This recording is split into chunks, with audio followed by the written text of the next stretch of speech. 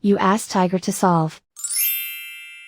This deals with linear equations with one unknown. The final result is y equals -6. Let's solve it step by step. Simplify the expression. Group like terms. Simplify the arithmetic. Group all constants on the right side of the equation. Subtract 43 from both sides. Simplify the arithmetic.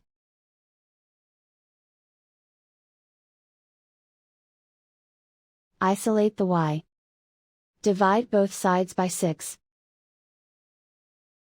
Simplify the fraction. Find the greatest common factor of the numerator and denominator.